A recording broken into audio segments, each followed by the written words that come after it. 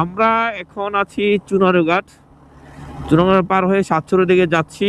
আর এখন থেকেই সাতছড়ি চা বাগান শুরু মূলত।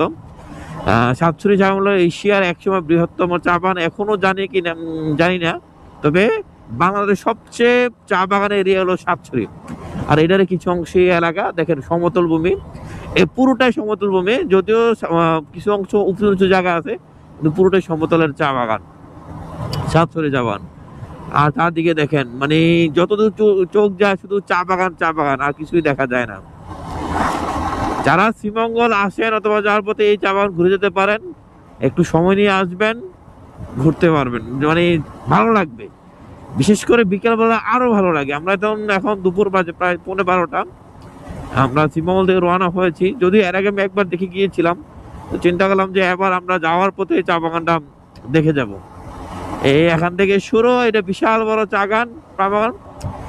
আমরা এখন মেইন স্পটে যেতে আরো প্রায় 12 কিলো রাস্তা আছে।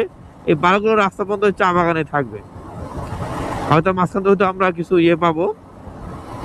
এখান থেকে মাধবপুর 28 কিলো,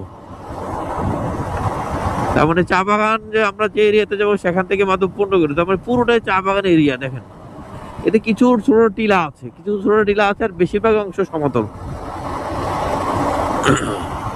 প্রচুর চা বাগান, মানে বাংলাদেশের সবচেয়ে বড় চা বাগান এরিয়াটা। আর এখানে এসে অনেক সুন্দর সুন্দর ভিউ পাবেন, ভিডিও করার মতো অনেক জায়গা আছে, সময় কাটার মতো অনেক জায়গা আছে। সামনে গেলে কিছু মেইন স্পটে গেলে কিছু দোকানপাট পাওয়া যাবে, আর স্থানীয় কিছু ফল ফ্রুট আনারস এগুলোর পাওয়া যাবে, জায়গায় খাওয়া যায় স্থানীয় খাবার টাবার, ভালোই লাগে। এর আগে আসছিলাম, তবে একটাই সমস্যা, এই জায়গার মেইন স্পটে গেলে আর মোবাইলে নেট পাবে না। শ্রীমঙ্গলের সবকিছু ভালো, সবকিছু ঠিক আছে, তো মোবাইল নেটওয়ার্ক নিয়ে একটু প্রবলেম আছে। কেন যে কাজ করে না, এটা তো আর পাহাড়ি এলাকা না, বর্ডার এরিয়া ওরকম না, কিন্তু কেন যে মোবাইল নেটওয়ার্ক গুলো এখন স্ট্রং না, আমি এটাই বুঝি না।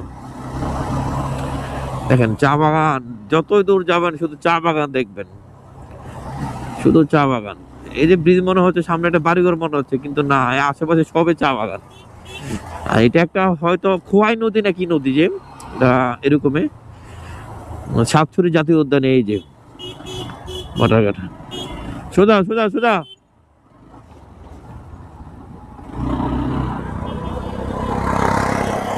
আচ্ছা তার লক্ষণ একটু দেখি।